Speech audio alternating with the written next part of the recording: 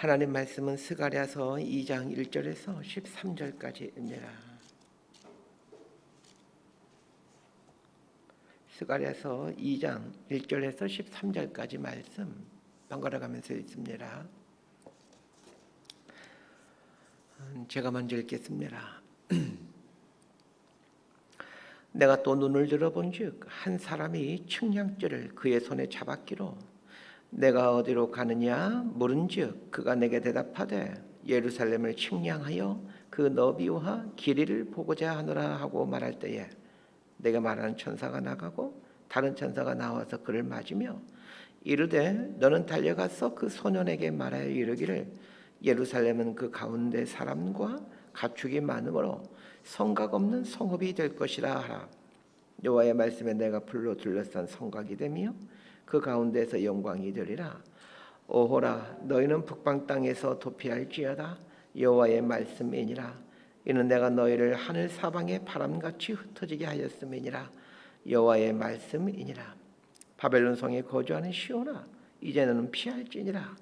만군의 여호와께서 이같이 말씀하시되 영광을 위하여 나는 너희를 노력한 여러 나라로 보내셨나니 너희를 범하는 자는 그의 눈동자를 범하는 것이라. 내가 손을 그들 위에 움직인즉 그들이 자기를 섬기던 자들에게 노략거리가 되리라 하셨나니 너희가 만군의 여호와께서 나를 보내신 줄 알리라. 여호와의 말씀에 시온에 따라 노래하고 기뻐하라. 이는 내가 와서 내 가운데 머물 것임이라. 그날에 많은 나라가 여호와께 속하여 내 백성이 될 것이요 나는 내 가운데 머물리라. 내가 만군의 여호와께서 나를 내게 보내신 줄 알리라. 여호와께서 장차 유다를 거룩한 땅에서 자기 소유를 삼으시고 다시 예루살렘을 택하시리니 13절 함께 읽습니다. 모든 육체가 여호와 앞에서 잠잠할 것은 여호와께서 그의 거룩한 처소에서 일어나심이니라 하라 하더라. 아멘. 이 스가랴서와 학개서의 시대적 배경은 동일합니다. 1차 포로기한이 이 두 선지서의 시대적 배경이 됩니다. 스가랴 첫 시간에 말씀드렸지만 1차 포로기한 때인 BC 537년도에 포로기한자들은 예루살렘에 도착하여 이 성전 기초석을 놓습니다. 그러나 얼마 지나지 않아 사마리아 사람들이 성전 건축을 방해하죠. 사마리아 사람들의 방해로 17년여간 성전 건축이 중단됩니다. 성전 건축이 중단된 상태로 방치된 상태에서 학개 선지자와 스가랴 선지자가 성전 건축을 재개하라라는 내용의 선포를 합니다. 그런데 학개 선지자와 스가랴 선지자 모두 성전 건축을 재개하라라는 내용의 선포를 하지만 학개 선지자는 성전 건축을 독려하는 내용의 선포를 하는 반면에 스가랴 선지자는 그 성전에 담긴 신학적이고 영적인 의미들을 선포합니다. 일반 백성들 입장에서는 스가랴 선지자의 선포는 참으로 알아듣기가 쉽지 않았을 것 같습니다. 스가랴 선지자가 말하는 성전은 메시아를 통해 완성될 하나님의 나라라고 할 수 있습니다. 스가랴서의 중심 내용이 지금 배우고 있는 8개의 환상인데 이 8개의 환상은 메시아를 통해 완성될 하나님 나라에 대한 이야기입니다. 스가랴 선지자는 성전이 회복된다라는 환상을 말해주면서 먼 훗날 메시아에 의해 완성될 하나님 나라를 이야기하고 있습니다.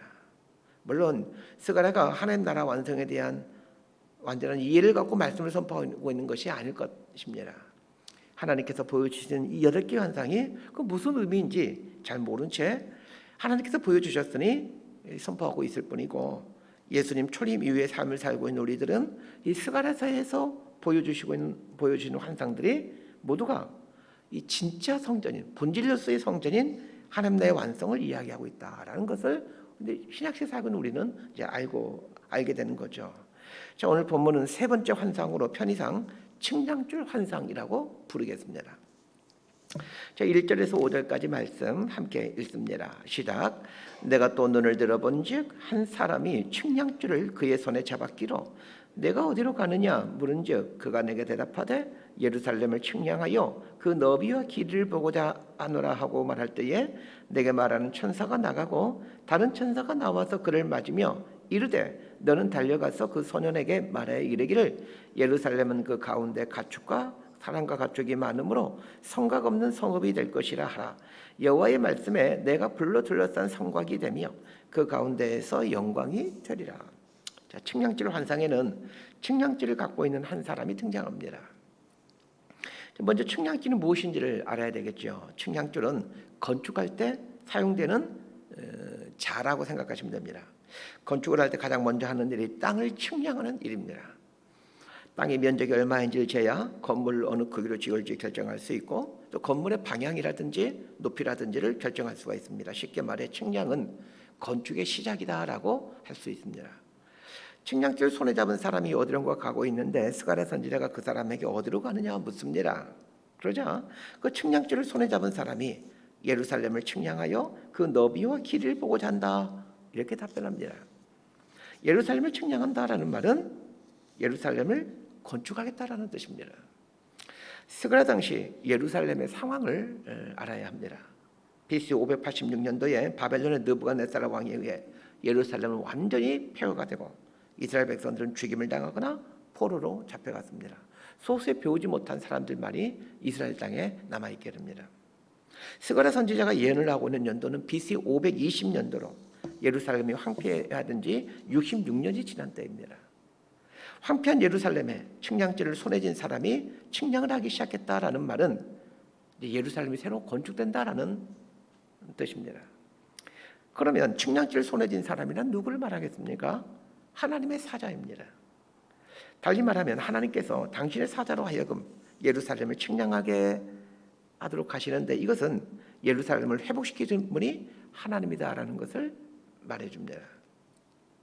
측량줄을 손에 잡은 사람이 예루살렘을 향해 가고 있는데 하나님이 보내신 천사가 측량줄을 손에 잡은 사람에게 와서 4절과 5절의 말을 합니다.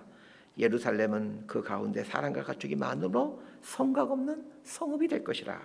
그러면서 하나님께서 이렇게 말씀하겠다라고 전합니다. 내가 불로 둘러싼 성곽이 되며 그 가운데 영광이 되리라. 자, 예루살렘이 사람과 가축이 많아져서 성곽이 없는 성읍이 된다라는 말과 하나님께서 성곽이 된다라고 말을 하고 있는데 이 말이 무슨 뜻입니까?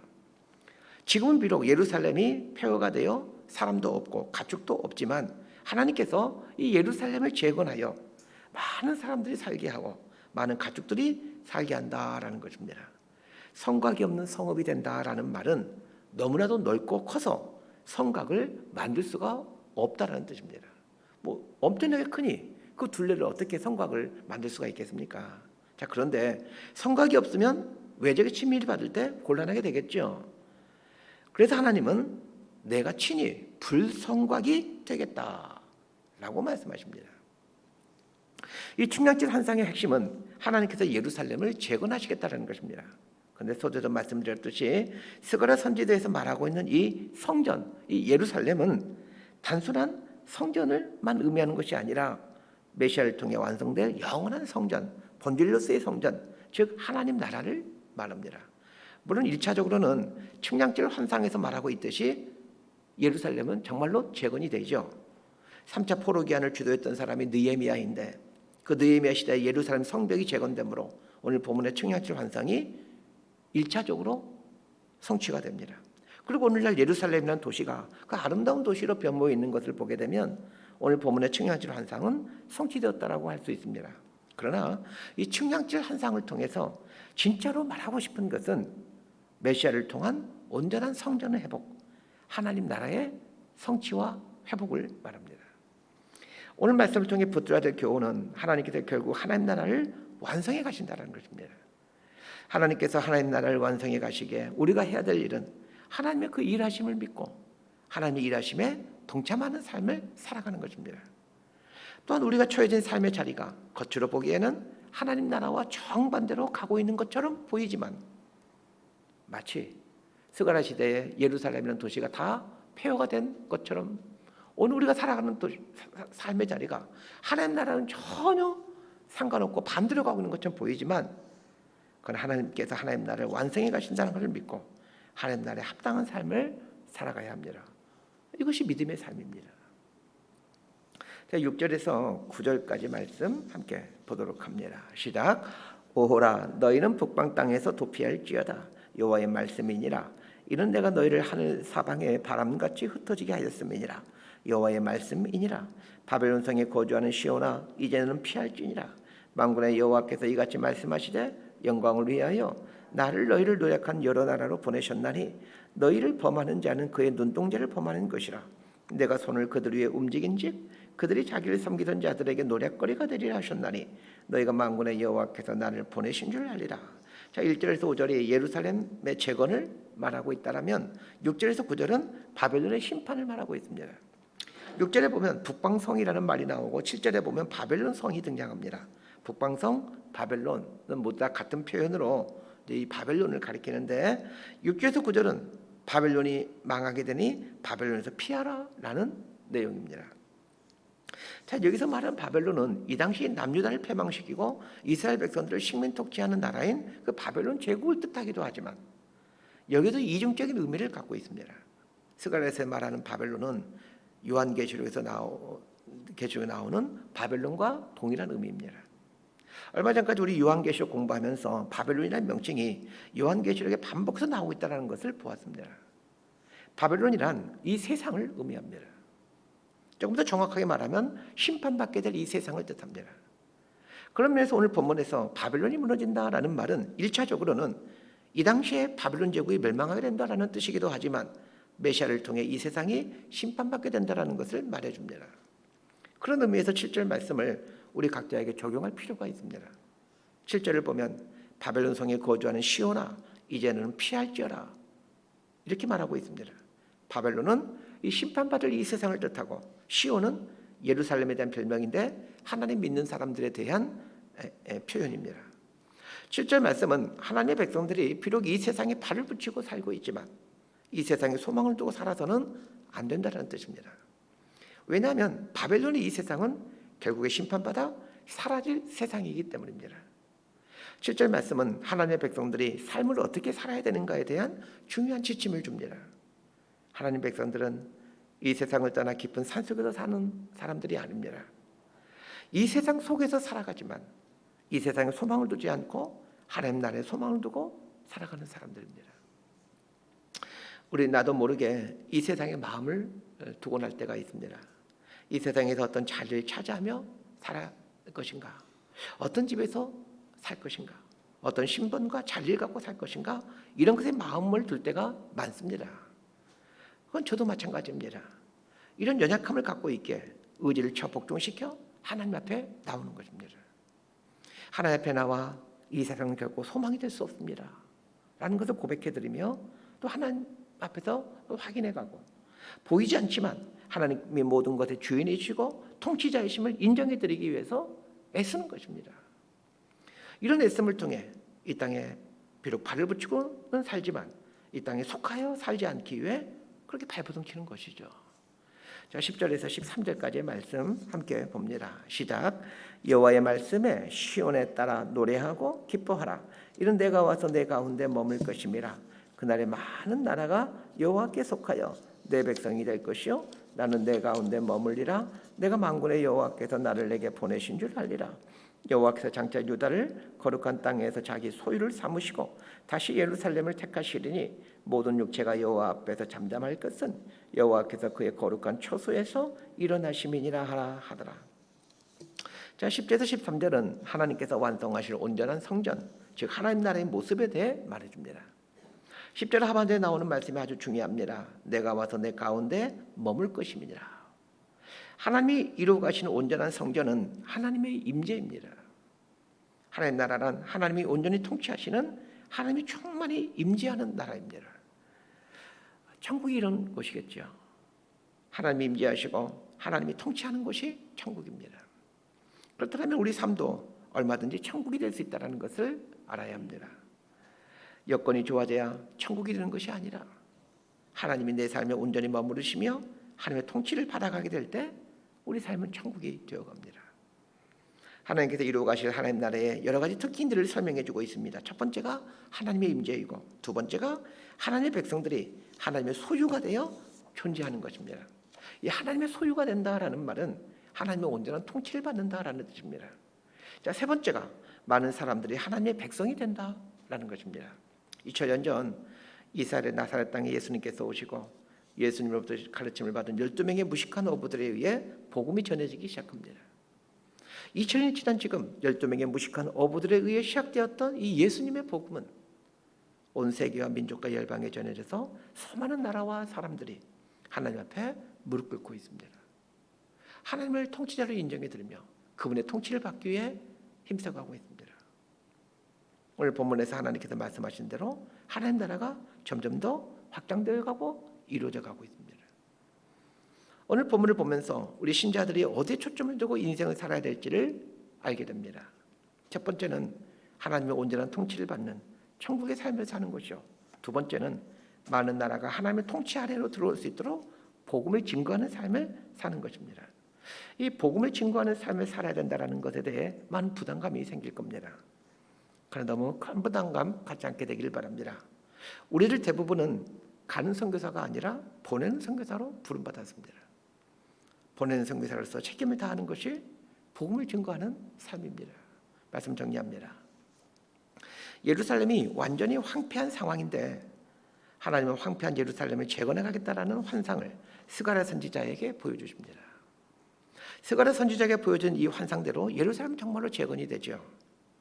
그러나 무너졌던 예루살렘이 재건됨으로 하나님의 약속이 성취되었다라는 것만 봐서는 안 됩니다. 여기서 말한 예루살렘 재건은 메시아를 통해 하나님 나라가 완성된다는 것을 말해줍니다.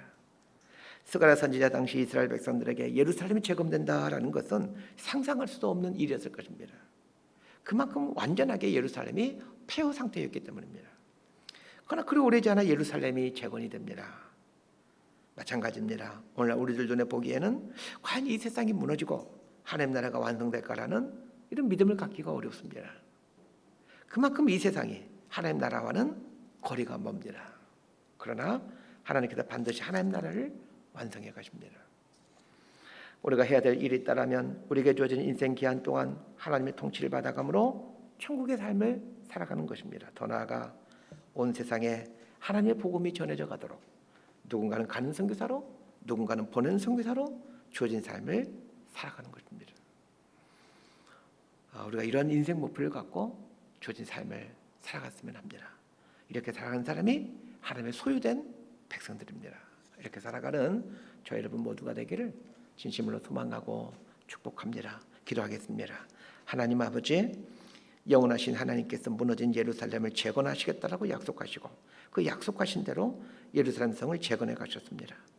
하나님께서 하나님 나라를 완성하시겠다라고 약속하셨습니다. 하나님이 하신 약속대로 이루어갈 것을 믿습니다. 하나님의 약속을 신뢰하며 하나님의 임재 속에서 하나님의 통치를 받아가는 하나님의 소유된 백성으로 살게 하시며 하나님 나라 완성을 위해 민족과 나라의 복음을 전하는 보낸 선교사의 사명 잘 감당하는 저희들 되게 하여 주옵소서. 예수님 이름으로 기도드리옵나이다.